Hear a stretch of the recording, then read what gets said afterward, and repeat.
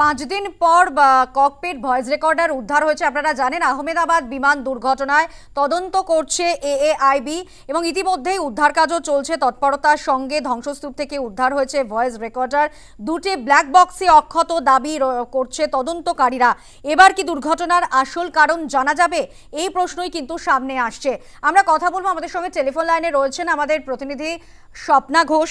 স্বপ্না, ইতিমধ্যেই 5 দিন পর ককপিট ভয়েস রেকর্ডার উদ্ধার হয়েছে, তাহলে কি এবার আমরা জানি যে দুই পাইলট এবং এটিসির মধ্যে যে কথোপকথন এটাও তো রেকর্ড করা হয়ে থাকে এই ককপিট ভয়েস রেকর্ডারে, তাহলে কি দুর্ঘটনার আসল কারণ বোঝা যাবে, স্পষ্ট হবে যে ঠিক কি হয়েছিল, কেন মুখ থুবড়ে পড়লো বিমানটি টেক অফের পরপরই?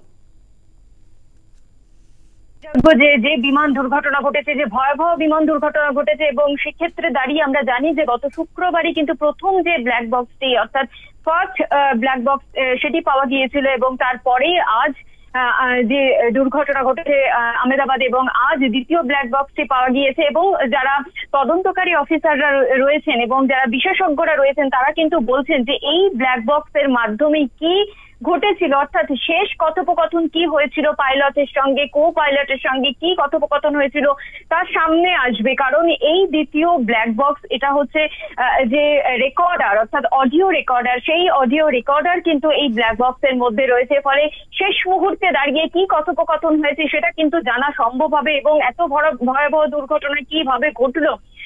তুমি জানো যে বৃহস্পতিবার যেভাবে দুর্ঘটনা ঘটেছে এবং তারপরেই কিন্তু ব্ল্যাক বক্স যাতে পাওয়া যায়, ব্ল্যাক বক্সের সন্ধান চালাচ্ছিল বিভিন্ন সংস্থা, তদন্তকারী সংস্থা, তারা ব্ল্যাক বক্সের সন্ধান চালাচ্ছিল। কারণ একটাই যে ব্ল্যাক বক্সের মাধ্যমেই একমাত্র জানা যেতে পারে যে শেষ কথোপকথন কি হয়েছে, বা পাইলটের মধ্যে শেষ কথোপকথন কি হয়েছে, বা পাইলট কি বার্তা দিতে চেয়েছিলেন। কারণ তুমি জানো মেয়েদের বার্তা দিয়েছিল পাইলট, এবং শেষ পর্যন্ত দাঁড়িয়ে যে কি হয়েছে সেই বিষয়টি কিন্তু উঠে আসতে চলেছে। অর্থাৎ দুটি ব্ল্যাক বক্স পাওয়া গিয়েছে এবং দুটি ব্ল্যাক বক্স তদন্তে গতি আনবে বলে এমনটাই কিন্তু মনে করা হচ্ছে। সানন্দা, ধন্যবাদ। স্বপ্না, যে ছবি আপনাদের সামনে তুলে ধরছি, আহমেদাবাদে বিমান দুর্ঘটনা, 5 দিন পর ককপিট ভয়েস রেকর্ডার উদ্ধার হয়েছে। অর্থাৎ এরপরে কিন্তু তদন্তকারীরা মনে করছেন যে ঘটনার দিন ঠিক কি ঘটেছিল তা স্পষ্ট হবে।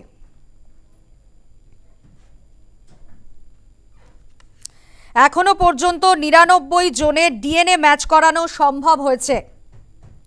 সিভিল হাসপাতালে স্বজনহারাদের ভিড়, আপনারা জানেন এখনো পর্যন্ত 99 জনের ডিএনএ ম্যাচ করানো সম্ভব হয়েছে।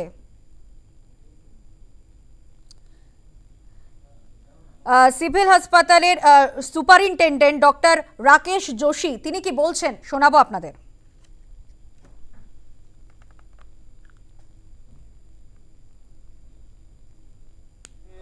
આપણે વાત કરીશ તો 99 ના ડીએનએ મેચિંગના રિઝલ્ટ આપણી પાસે આવી ગયા છે। એમાંથી 94 લોકોને આપણે વાત કરી અને ઇન્ફોર્મેશન લઈ લીધી છે। આપણે ખબર હશે કે 11 વ્યક્તિઓ એવા છે કે જે બીજા સ્વજનના ડીએનએ મેચિંગની રાહ જોઈ રહ્યા છે, અને 24 ફેમિલીઝ છે એ લોકો આપણને સામેથી જાણ કરશે કે ક્યારે કયા સમય પર એ લોકો એમના સ્વજનની પાર્થિવ દેહ લેવા આવશે। અત્યાર સુધીમાં 64 પાર્થિવ દેહ ડિગ્નિફાઈડ વેમાં એમને ફેમિલીને સોંપી દેવામાં આવે છે। ડિસ્ટ્રિક્ટ વાઇઝ અગર આપણે